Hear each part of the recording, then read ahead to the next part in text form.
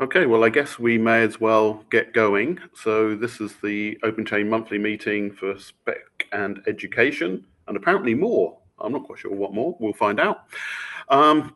So this is the standard antitrust policy notice. Linux Foundation meetings run under the antitrust policy, and the summary of which, I guess, is stated here. If you're a Linux Foundation member, then you can contact Andy Updegrove at the firm mentioned, and if not, go to your own general counsel, and if there are any problems, then don't join the call, please. Okay, so moving on to the agenda, and this is now nicely being shown. So we got some project news, a bit of an update from the spec working group, a bit of an update from me for the education working group, and then any other business. I think there'll probably be no comments so far. So yeah, let's move to the project news. Can we go? Right. Okay. Yeah. I guess the biggest news is that OpenChain has started the OpenChain Ambassador program, which has been modeled on successful similar initiatives by people like the To-Do group. And there are over 20 OpenChain ambassadors. And we've got a couple on this call, which is great. But I guess, so Nicola, can you just open that first link and show the information?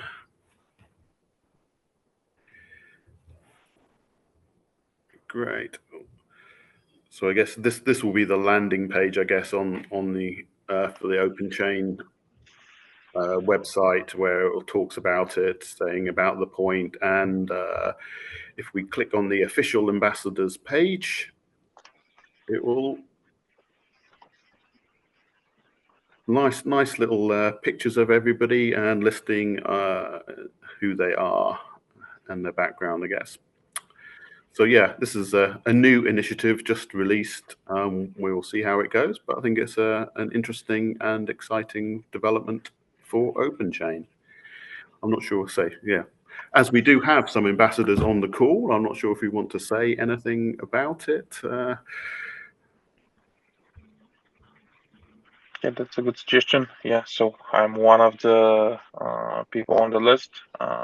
If you check it thoroughly, also, yeah, I have a picture here, also visible. But yeah, to me, like personally, I'm involved mostly in the SBOM and AI study groups, but also tooling for like now over 2.5, maybe 3 years.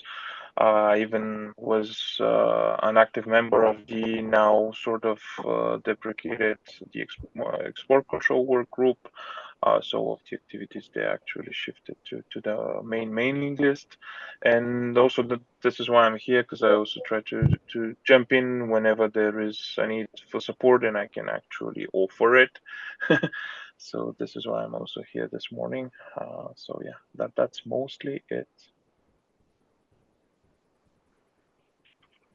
Maybe a word from me. I've been around for 5+ years, I guess, there and there.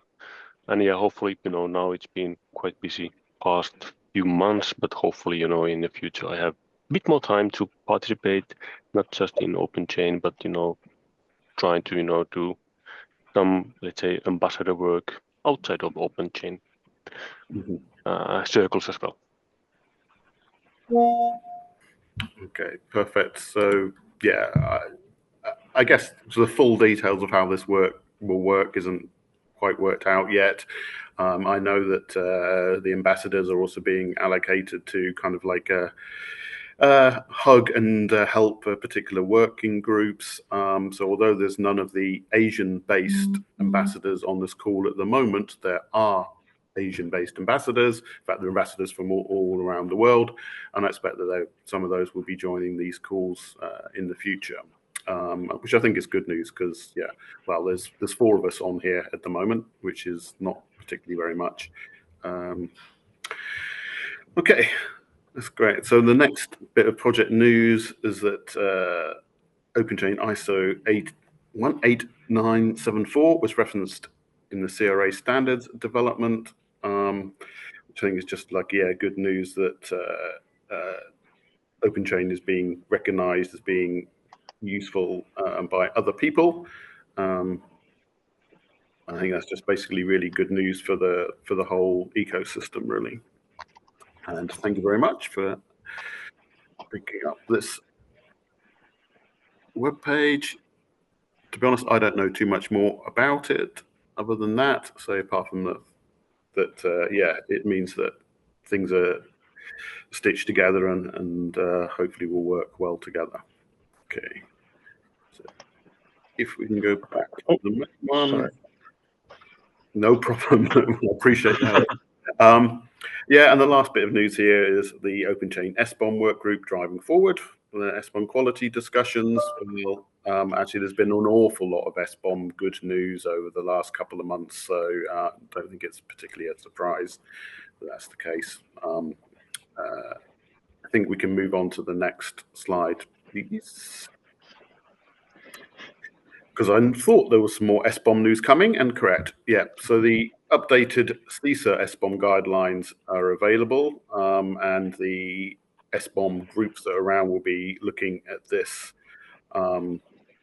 So again, this is another bit of good news and basically global work that's going on in the SBOM area that OpenChain SBOM people are tied into. Cool, great. I don't have anything else to add on that. I think that's the end of the news, unless anybody wants to mention anything or comment. Nope. Good. Okay, we'll move on to the specification working group. So if we can go to the next slide, please. So yeah, so obviously Chris is leading the spec working group, not me. So this is kind of summarizing what he and they are up to. So looking at further developments of the spec, there's open questions as to kind of what to do and add next, and those discussions are ongoing. So Shane has mentioned here example of the security spec with the CRA regulations, kind of like what's happening with that. It's been noted here that, yeah, in the North America Europe call, I think it was emphasized that it was important for things to have a global focus in terms of OpenChain as a big group, although possibly perhaps some of the regional groups may handle for specific geographies if there's anything to take into account. So if we can go to the next slide, please. Yeah, so this is, yeah, don't read it. Probably difficult to read on the screen anyway, but it's basically just saying that obviously there's other things going on in terms of cyber resiliency and stuff, which will give requirements onto companies, legal requirements, and it's kind of just a case of like making sure that we recognize that and we're in line with them, or say if it's a specific geography, then perhaps that's done by a separate thing. But anyway, this is just to be aware of this, and there may be some more work in this area in the future to make sure everything's all aligned and works well. Okay. Yep. So yeah, there's also Finos, which is a bank open source, or I guess the way to be is finance, which is where the fin has come from. So open source for finance and banking, and apparently they are kind of potentially interested in doing stuff with us, but this is still early days at the moment. So I think it's kind of a good opportunity for people who don't know anything much about this area, including myself, to read up a bit and see what they're up to, what they do, and how we may be able to work together in the future. Okay, I think I'll pause there because I think that's pretty much the end of the stuff, I think, and see if anybody has any additional comments or questions to add about that. No? Okay, good. In that case, we'll move on to what I do know about a bit, the education working group. So if we can go to the next slide, please. So yeah, there hasn't been a massive amount of stuff that's been going on, partly because obviously it's been the summer vacation period. So there has been a minor update to the policy template example text.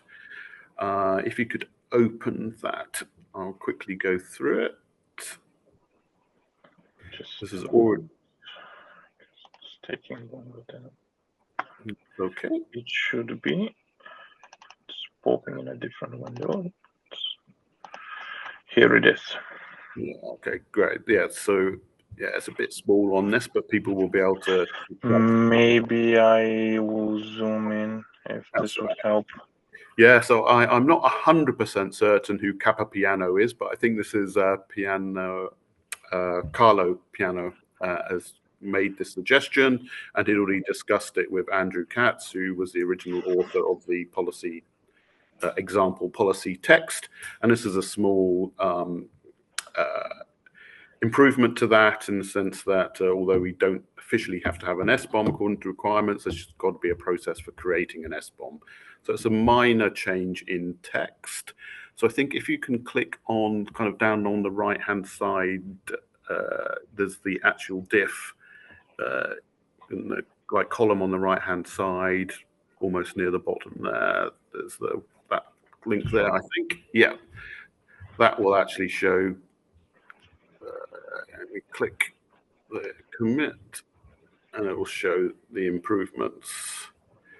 Or you want this generally? I guess this is to actually check the. Yeah, so this is basically it's a small change in text, and that change has been reflected in all of the different versions of the file. So that's changed in the Excel spreadsheet, as well as the Markdown versions of it as well. So yeah, there was no comments about that on the mailing list, so that's all been committed and is now yeah, on the master version. Cool. Thank you very much. Can we go back to the main screen again? Yeah. So for the Linux Foundation hosted training course, LFC 193, we've been doing some updates and refresh of that. I have done some changes to particularly chapter 4 since our last call. So yes, if you can open that, please. Just a moment. Doing our typical checks here. So here. Cool, thank you. So you'll see, for example, that I've added a README since the last time as well, which is on there. And if you can go and open the MD file, or the course MD file. So would that be this one? Yeah, that's the one. And if we go down to roughly chapter 4, I will explain the main differences I've done. Should have been easier to do it. Chapter 3, and then here is. Okay, so here is chapter 4. That's right. Yep. So this is looking at yeah, different ways the software is put together. So if you can go down a little bit further. Still, this should be so this is a diagram.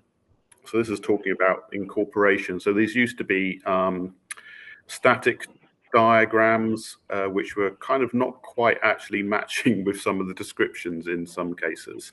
So what I've tried to do here is make them animated, primarily for when we deal with the Linux Foundation training people. So can you go slightly up a bit as well, so you can see a bit of the text? That's it. Yeah, so that my vision here is that the Linux Foundation training people will take kind of like the animated diagrams and have an AI generated presenter who will speak out like the text on here at the same time as some of these animations are going on, to make it like a video part of the course and make it a little bit more interesting. And I think that will also potentially help to explain what's going on some of these things as well. So I've made some major changes to this. In this particular MD file, this is actually a animated GIF. but it's generated from a PowerPoint file that I've also uploaded and put into the repository. So it's possible to generate there's static versions of this diagram, there's dynamic moving GIF, and there's also the PowerPoint, which could create a video. So this is kind of my best go at getting the material to be able to move forward with this. But if anybody can do better graphics, etc., then please do so. I'm definitely not impressed. And that's the main changes. So I'm currently going through making some minor wording changes throughout the whole document to try and aid readability. And I've added in some extra links to Wikipedia and stuff like that, where some of the licenses were mentioned. We already had a couple. I've added more, so it's a bit more consistent through it. And that's pretty much all that I know that currently needs fixing. So once I've had that double checked and committed into this branch, I will email around to all the groups to say, is there anything else you want to add, change, improve? And when that's done, we may well be done for this particular course. Okay. So now that you talk about this, one thing that came to my mind just now was that the final test, I think there was some questions which I think we should, redo. Yeah, that sounds good. If you want to either say, there's a couple of questions on the test which are a bit odd in my opinion. Yeah. But I didn't put them forward, so maybe they made more sense to somebody else. But yeah, if there's any specific ones, we can either talk about it on the mailing list, or if you submit a PR or even commit to this branch, then we can talk about it and improve. There's definitely some which I personally think could be improved, but say they weren't the questions I put in, so I didn't want to judge it by myself. Because what I remember, it's been a couple of years I did, basically this training myself, and then I was looking at those questions like what?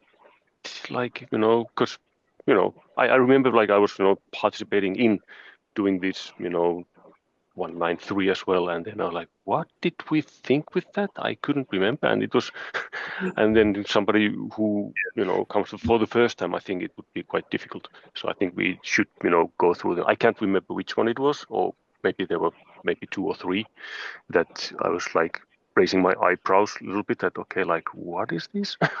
So I think we should, have a look for those as well.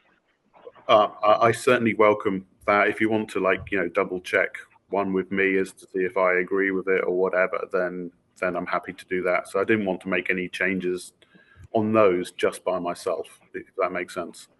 Yeah. So yeah, we can do that. That would be great. So there's definitely going to be an opportunity for any last minute changes. I imagine there will be a bunch of people who won't even look at this stuff until I say it's ready to go, and then they will review it.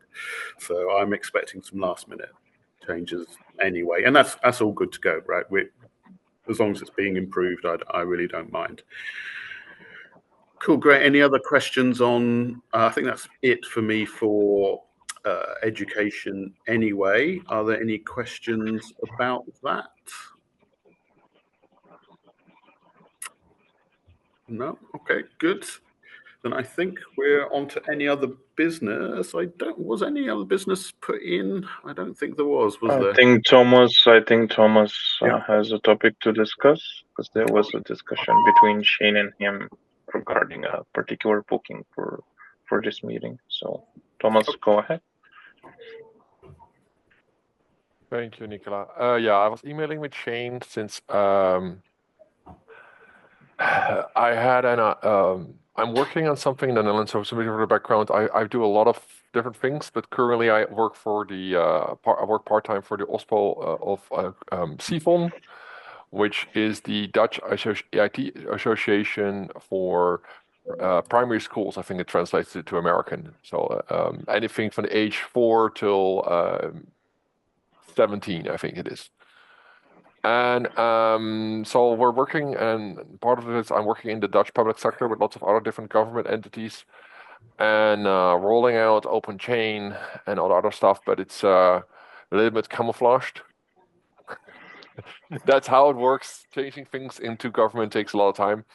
And one of the things we were looking at was like rolling it out to all of the suppliers within the Dutch public sector. And I see we have OpenChain, I see we have the SBOM standards, that's all fine. But what I see is missing, especially if you're going to kind of like public sector vendors, but actually also I have the same question. So I'm working out for schools, but I have the same question in healthcare, and I have the same question in I work with the Association of Municipalities, so all the municipalities in the Netherlands. All of their vendors, we have exactly the same problem. And the question is like, how do you actually introduce open source management and SBOMs to them? And then I was talking to my other friends, because I have a background in automotive. I was talking to some of my automotive friends, and they say, like, actually, for our suppliers, we actually have a similar problem. We need to get them, like, it's nice that we have the standard, but how do you then roll this out? And then we came to discussion as like, hang on, we did this in Germany in automotive, we did this in the procurement documents. And then I started looking at the procurement documents, but then I see actually they're vastly different. So I looked at the one from Bosch, I looked at the one from Siemens, and a couple, and from Volkswagen. Everybody has like a vastly different way of asking for it. And then I was like, hang on, does it make sense to kind of like make a best practice guides and how you are asking this to your suppliers? And I'm thinking of having a one-way like recommendation of like how in your procurement documents, what is the wording that you use? So to be honest, legally we can't define the exact wording because lawyers will have other stuff, but kind of have like a checklist. I'm like, hey, if you want to include this in your procurement documents, then these are kind of recommended ways of formulating of like what you should ask for. And I and also like I have an idea of having like multiple levels. So it might not make sense for a small supplier to instantly ask them, hey, become OpenChain compliant within a year, but it makes very much sense for you if you have a big multi-tens of million supplier that provides you with a big solution to do it. So I see basically a gap in like asking for suppliers to basically adopt OpenChain and SBOMs and how to roll this out in a sane manner. So in the public sector, they're very much used to doing this with a kind of like a point system. So depending on what kind of vendor you are, what you're qualifying, you have an X amount of points, and depending on the points, you have to have then meet certain requirements. So yeah, my first thing was looking at OpenChain and all other things, if there was something like it. I have not been able to find it. So am I looking the wrong place, or is it a good idea to start like a group on working on this kind of things? You're correct. I don't think we have anything quite like that at this point in time. If I recall correctly, and apologies to anybody watching this afterwards if I've got this wrong, I think Andrew Katz was looking at something along these lines a few years ago, and there was some resistance from concerns of, it was looking a bit too prescriptive and stuff. And yeah, it was scaring perhaps some of the lawyers a bit. So I would recommend you have a chat with him first and see where he got to with that and what the reception was and whether he can suggest a way forward. Personally, I don't see there's any big issues. You say of like giving some kind of like best practice. You might do it like this, you might not. Yeah. As I said, I want to stay away from the legal text because I also spoke to a lot of people in procurement. I was at an event of the Dutch government this Monday. Lots of procurement people. The Dutch government procures for about 400 billion per year. Yeah. So I had already conversations with them about this idea, and they said like, no, I don't define the text. No, what I see is basically is gaps in how things are being asked, where people are not experienced in asking.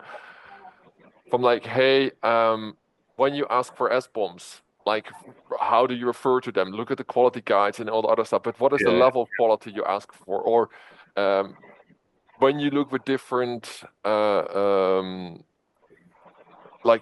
suppliers, depending on the size or depending on the project, what if you look at the OpenChain spec? what are the maybe the reconfiguration that you say, like, okay, for the first phase, I want this to be absolutely, these clauses I want you to be absolutely must have. But then also, how do you formulate that to your suppliers in a way that doesn't scare them away? Because what we've learned is that if you soon as you get with ISO certification, a lot of the smaller suppliers, they get ready. Or if you say the word open source, then they all think of like, oh, you're want to open source things as like, no. We want to manage how you actually do open source. So we notice that especially if you go out of the IT branch and you go to more like, again, these are technically they're IT suppliers, but they're not the high tech companies. They're not the big companies, but they do provide vital pieces to making schools, healthcare, and municipalities work. And so it requires a more delicate approach in communication and rollout. Mm-hmm. Yeah, no, I fully understand the problem and also understand your perspective. Yeah, I don't want to get into legal stuff either. I'm not a lawyer either. But yeah, I was just suggesting it's probably good to have a chat with Andrew and see where things were at, and he may have some really good advice in terms of what is not acceptable, but the way to go ahead with being able to produce that which will be happy and acceptable to everyone. I can have a chat with him as well, or separately if you want. I think it's useful material. Let's put it like that. So it's just a case of how we put that together, how that gets presented, etc. As that we want to do a very neutral. As that for the background, so the people know where I'm coming from. So we're working within the Dutch public sector on standardizing procurement documents. So what I'm now working on, and so this might sound funny, so I work for the IT station of schools, but I work together with the OSPO, or not, it's actually OSPO, the procurement team of the Dutch municipalities. And so what we're now doing is trying to write OpenChain into basically procurement documents of all Dutch municipalities. And once we get done, the next step is to write it in what is, we're hoping to make this more common, is to write it in kind of the general procurement terms of the entire Dutch government. So basically, which will probably, I don't know, maybe the Japanese have something similar, but I haven't seen any government that really writes it into their procurement terms to basically say like, hey, we require you to be OpenChain certified. Well, again, it's going to be a weak form.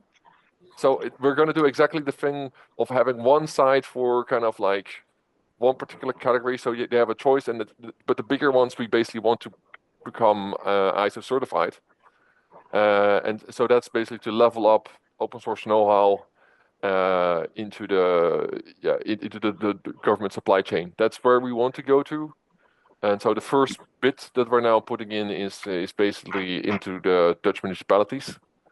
To try out our waters, and we had lots and lots of feedback from funders and suppliers. Most of the time, it's funny enough, they're not necessarily against it.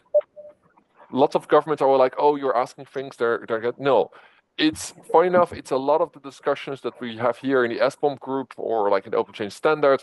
Like, what do you mean? How deep do you want? What kind of policy? What kind of thing?